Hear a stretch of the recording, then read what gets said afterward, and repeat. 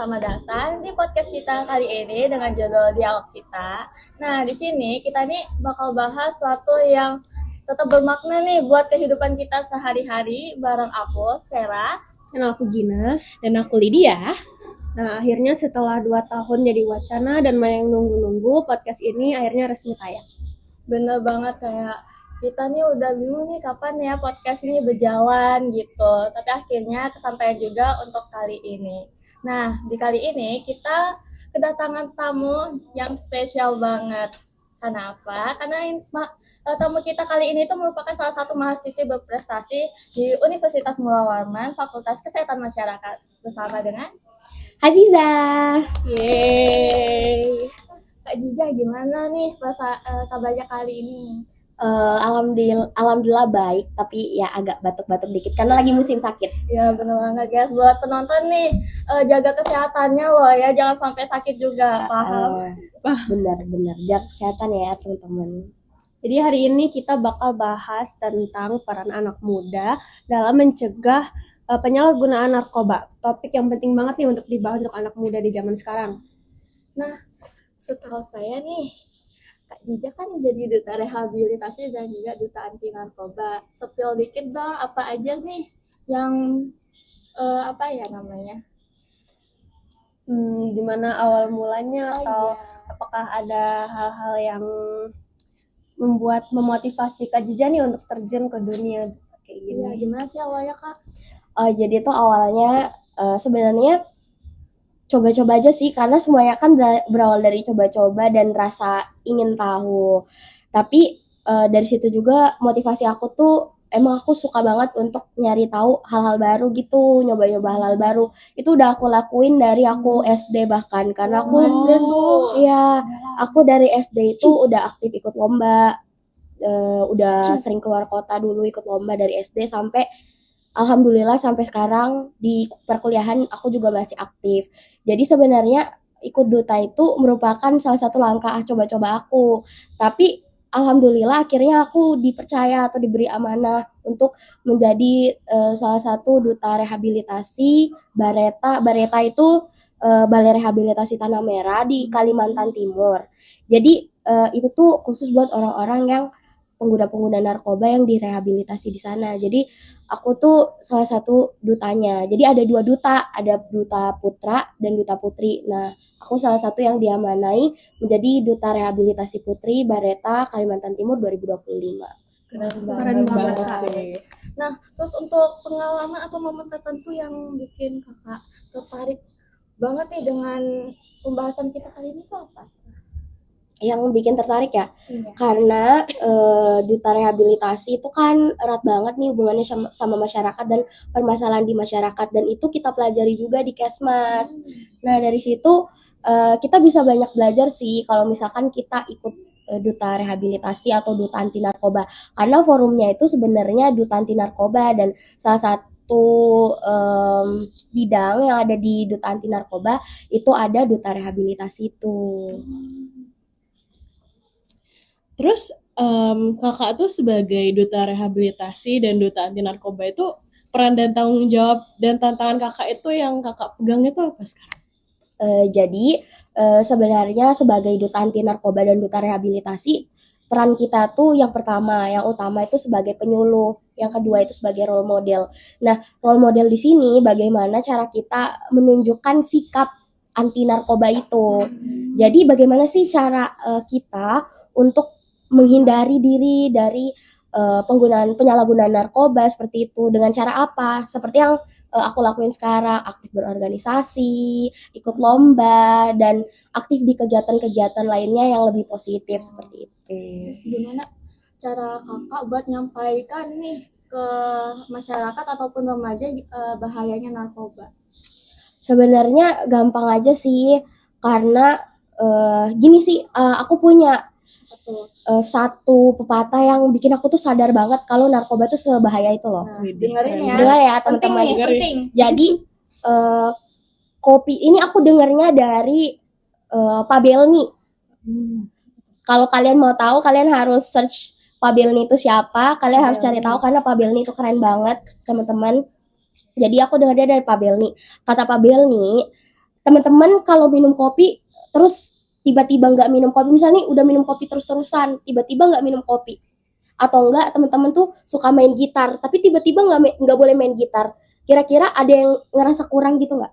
Ngerasa banget. Ngerasa banget, Ngerasa kayak banget ngerasa kan? hampa Iya, gitu. Biasanya hampa. kita lakuin Iya. tiba-tiba berhenti tuh. Ya kayak Kosong gitu banget. kan, ya kan kayak ada rasa yang kosong atau kayak pengen banget untuk ngelakuin hal itu. Nah kalau kita pakai narkoba itu tuh 10 kali lipat rasanya daripada yang kita rasain kalau kita pengen main gitar atau kita pengen nonton atau kita pengen ngelakuin hal-hal yang kita suka kayak gitu. Berarti kayak kecanduannya itu udah parah Iya, banget ya Kak. parah banget. Misalkan kopi itu juga edik kan, jadi bikin kita tuh kecanduan. Nah itu 10 kali lipat daripada itu rasanya, rasa bikin Makanya kecanduan. banyak pengguna yang susah lepas.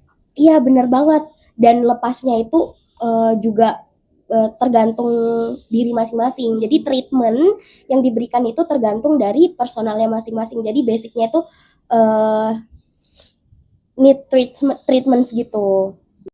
Jadi kan Kak, di kalangan remaja saat ini tuh banyak banget kasus mental health. Nah, kira-kira penyalahgunaan narkoba ini ada nggak sih hubungannya sama mental seorang remaja atau kalangan muda kita saat ini? Oke, aku coba jawab ya. Jadi ini tuh insight yang bagus juga buat teman-teman. Mungkin teman-teman ada yang udah pernah dengar atau mungkin juga baru kali ini dengar. Jadi ini menurut aku pengetahuan yang bagus banget sih buat aku. Jadi aku dengar ini tuh dari pelatihan di Duta Anti Narkoba waktu aku lagi karantina. Ini materinya dari Dokter Chandra, Dokter Syaraf di Samarinda. Jadi kata Dokter Chandra, setiap manusia atau seseorang yang lahir di dunia itu punya cawannya masing-masing. Jadi cawan yang diisi ini itu akan menentukan jadi apa kita ke depannya. Jadi kalau misalkan cawan kita diisinya sama hal-hal yang positif, kita tuh kedepannya juga bakalan mentalnya tuh jadi lebih baik gitu. Iya, lebih terjaga. Misalkan nih teman-teman di lingkungan yang baik, orang tuanya support, teman-temannya support, cawan kita ini juga bakalan terisi dengan hal-hal yang baik juga.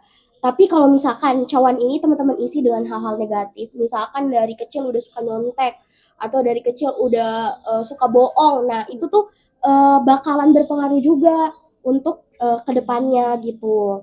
Jadi dari cawan ini, misalkan nih nanti teman-teman dapat masalah gitu. Nah, kalau misalkan cawan teman-teman itu isinya hal-hal baik, teman-teman itu akan cenderung melampiaskannya itu ke hal-hal yang positif, kayak ikut-ikut lomba atau ikut organisasi, ikut komunitas yang membawa pikiran teman-teman itu ke hal-hal yang positif. Sedangkan kalau misalkan teman-teman isi cawannya itu hal-hal yang negatif, itu tuh pelampiasannya bahkan ke hal-hal buruk juga, kayak misalkan penggunaan narkoba, terus tuh pergaulan bebas, pokoknya hal-hal yang nggak baik lah yang dilakukan remaja-remaja di zaman sekarang ini gitu.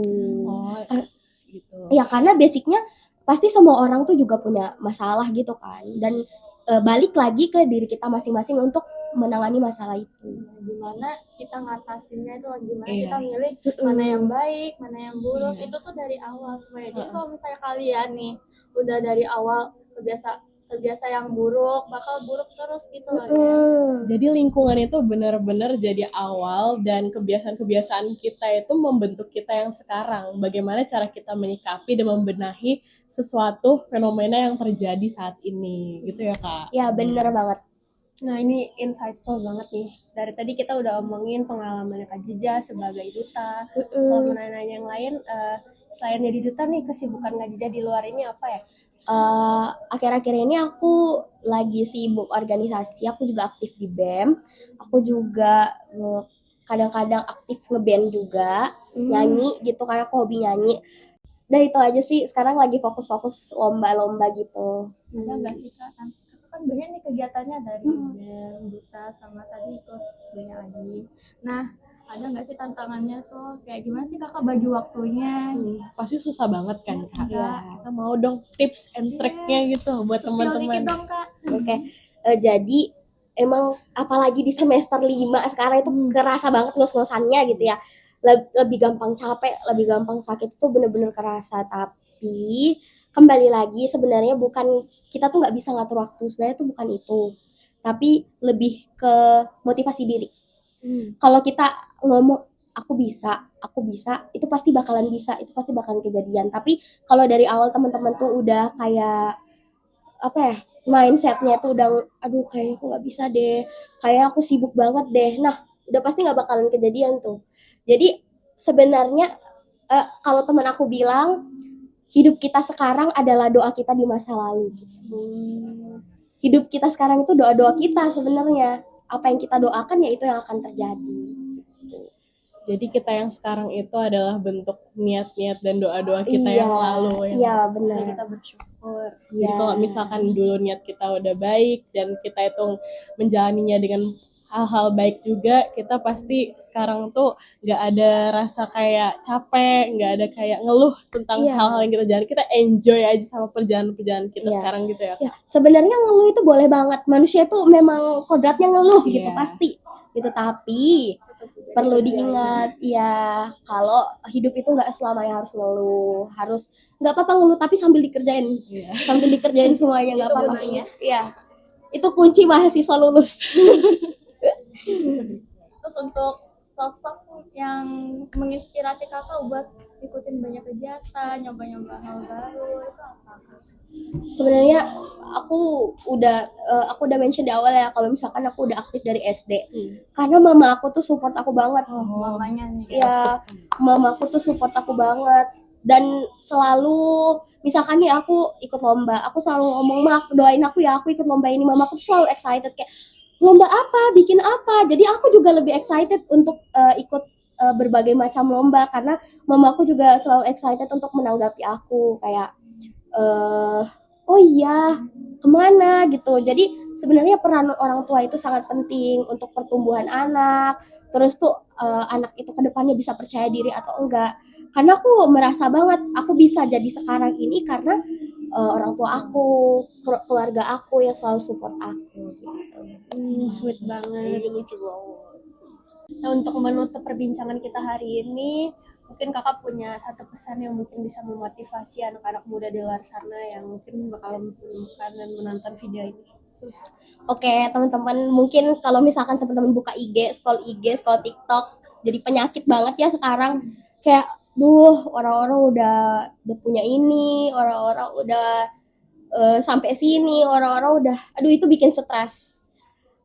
So, aku cuma bisa bilang buat teman-teman semua, masing-masing orang itu punya waktunya masing-masing, punya tempatnya masing-masing untuk bersinar. Jadi tenang aja. Keren banget sih.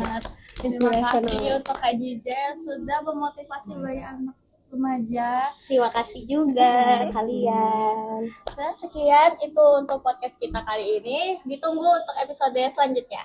Bye-bye.